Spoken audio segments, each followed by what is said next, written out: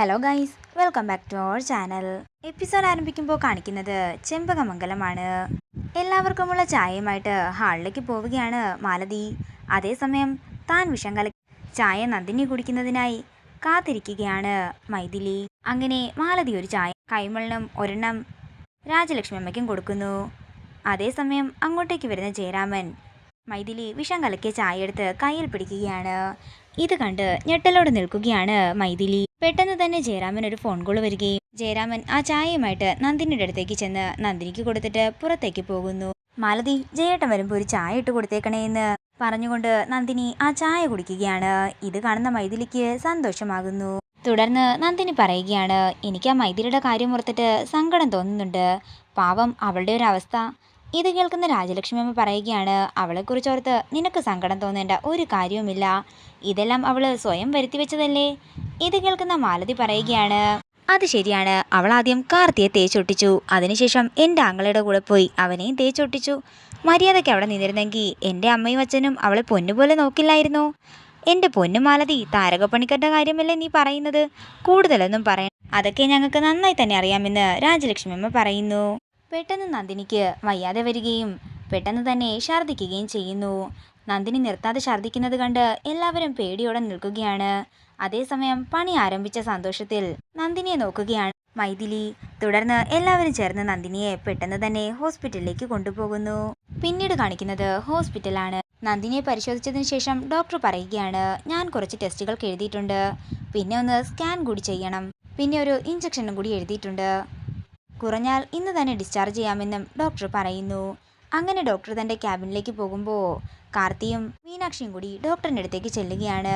Doctor, എൻ്റെ അമ്മ ഇവിടെ അഡ്മിറ്റ് ചെയ്തിട്ടുണ്ട് എന്ന് കാർത്തി പറയുമ്പോൾ അമ്മയോ എന്ന് ഡോക്ടർ ചോദിക്കുന്നു. അതെ, എൻ്റെ വളർത്തമ്മയാണ് നന്ദിനി ദേവി.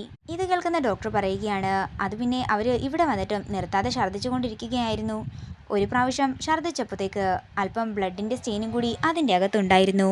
അതുകൊണ്ട് തന്നെ കുറച്ച് ടെസ്റ്റുകൾക്കും സ്കാൻ ചെയ്യാനും ഞാൻ എഴുതിയിട്ടുണ്ട്. ഇപ്പോൾ പ്രശ്നങ്ങളൊന്നും കാണുന്നില്ല. ടെസ്റ്റിൻ്റെ റിസൾട്ട് കൂടി വന്നോട്ടെ, എന്നിട്ട് ഞാൻ നിങ്ങളോട് ഡീറ്റെയിൽ ആയിട്ട് പറയാമെന്ന് ഡോക്ടർ പറയുമ്പോൾ ഇതെല്ലാം കേട്ട് വിഷമത്തോടെ ഇരിക്കുകയാണ് മീനാക്ഷി. പിന്നീട് കാണിക്കുന്നത് ചെമ്പകമംഗലമാണ്. ടെൻഷനോടെ നിൽക്കുകയാണ് രാജലക്ഷ്മി അമ്മയും കൈമളും. അതേസമയം ഇതെല്ലാം കണ്ട് സന്തോഷത്തോടെ മൈഥിലി നിൽക്കുന്നു. അപ്പോഴാണ് മാലതി അങ്ങോട്ടേക്ക് വരുന്നത്. അല്ലമ്മേ, ഹോസ്പിറ്റലിലെ കാര്യങ്ങളൊന്നും അറിഞ്ഞില്ലേ എന്ന് മാലതി ചോദിക്കുമ്പോൾ കാർത്തിയും മീനാക്ഷിയും കൂടി അങ്ങോട്ടേക്ക് പോയിട്ടുണ്ടല്ലോ. എന്താണെങ്കിലും എന്തെങ്കിലും വിവരം അവരെ വിളിച്ചു പറയും എന്ന് കൈമള് പറയുന്നു. തുടർന്ന് സന്തോഷത്തോടെ നിൽക്കുന്ന മൈഥിലിയുടെ അടുത്തേക്ക് മാലതി ചെല്ലുകയാണ്. എന്താടി നിന്റെ മുഖത്തൊരു കള്ളത്തരം? ഇനി ഞാനറിയാതെ ഞാനിട്ട കട്ടൻ ചായയിൽ നീ എന്തെങ്കിലും കലക്കിയാണോ നന്ദിനിയേട്ടത്തേക്ക് കൊടുത്തത്? ദേ, സൂക്ഷിച്ച് സംസാരിക്കണം എന്ന് ദേഷ്യത്തോടെ മൈഥിലി പറയുമ്പോൾ അങ്ങോട്ടേക്ക് രാജലക്ഷ്മി അമ്മ ചെല്ലുകയാണ്. എന്താ നിങ്ങൾ തമ്മിൽ ഇവിടെ ഒരു വഴക്ക്? അതൊന്നുമില്ല, ഞങ്ങള് ദേവമ്മയുടെ കാര്യം പറയുകയായിരുന്നെന്ന് മൈഥിലി പറയുന്നു. അല്ല, എത്രയോ നാളിരുന്ന് കഷ്ടപ്പെട്ടിട്ടാ ഇപ്പോൾ അവർ വീണ്ടും വിവാഹം കഴിച്ചത്. വിധിയുടെ വിളയാട്ടം ഇവിടെ ഉണ്ടാകുമോ എന്ന് ഞങ്ങൾ പറയുകയായിരുന്നെന്ന് മാലതി പറയുമ്പോൾ മാലതി ആട്ടുകയാണ് രാജലക്ഷ്മി അമ്മ. ഓരോ പൈങ്കിളി കഥകൾ വായിച്ചിട്ട് ഓരോ വാക്കും കൊണ്ട് അവൾ ഇറങ്ങിയിരിക്കുകയാ. നിന്റെയൊക്കെ മനസ്സ് നിറയെ കുഷ്ഠരോഗമാ. കുഷ്ഠരോഗത്തിനൊക്കെ ഇപ്പം മരുന്നുണ്ട്, പോയി ചികിത്സിക്കാൻ നോക്ക്. ഇത് കേൾക്കുന്ന മാലതി ദേഷ്യത്തോടെ മൈഥിലിയെ നോക്കുകയാണ്. പിന്നീട് കാണിക്കുന്നത് ഹോസ്പിറ്റലാണ്. ഇന്ദ്രജ പറഞ്ഞതാണെന്ന് പറഞ്ഞുകൊണ്ട് വൈശാഖ് ഡോക്ടറിൻ്റെ അടുത്തേക്ക് ചെല്ലുകയാണ്. ഞങ്ങൾ പറയുന്ന ഒരാളുടെ സ്കാനിംഗ് റിപ്പോർട്ട് നിങ്ങൾ തിരുത്തി എഴുതണമെന്ന് വൈശാഖ് പറയുമ്പോൾ അതൊരിക്കലും നടക്കില്ലെന്ന് ഡോക്ടർ പറയുന്നു. അങ്ങനെ പറഞ്ഞാൽ പറ്റില്ലല്ലോ. അത്രയും പറഞ്ഞുകൊണ്ട് 5 ലക്ഷം രൂപ ഡോക്ടറിന് കൊടുക്കുകയാണ് വൈശാഖ്. അങ്ങനെ സ്കാനിംഗ് റിപ്പോർട്ട് മാറ്റി എഴുതാൻ ഡോക്ടർ സമ്മതിക്കുന്നു. നന്ദിനി ദേവി എന്ന് പറയുന്ന ഒരു പേഷ്യൻ്റ് ഇവിടെ അഡ്മിറ്റ് ആയിട്ടുണ്ടല്ലോ. അവരുടെ വയറിൽ ഒരു മുഴയുണ്ടെന്നും ആ മുഴ ക്യാൻസറിൻ്റെ ട്യൂമറാണെന്നും നിങ്ങൾ റിപ്പോർട്ടിൽ എഴുതണം എന്ന് പറഞ്ഞുകൊണ്ട് വൈശാഖ് ആ ഡോക്ടറിനെ പൈസ ഏൽപ്പിക്കുകയാണ്. അതേസമയം നന്ദിനിയുടെ അടുത്ത് വിഷമിച്ച് നിൽക്കുന്ന മീനാക്ഷിയാണ് കാണിക്കുന്നത്. ഇതോടുകൂടി ഇന്നത്തെ എപ്പിസോഡ് ഇവിടെ തീരുകയാണ്. വീഡിയോ ഇഷ്ടമായെങ്കിൽ മറക്കാതെ ലൈക്ക് ചെയ്യുക, ഷെയർ ചെയ്യുക, കമൻറ്റ് ചെയ്യുക. കൂടുതൽ സീരിയൽ അപ്ഡേറ്റ്സിനായി മറക്കാതെ സബ്സ്ക്രൈബ് ചെയ്യുക.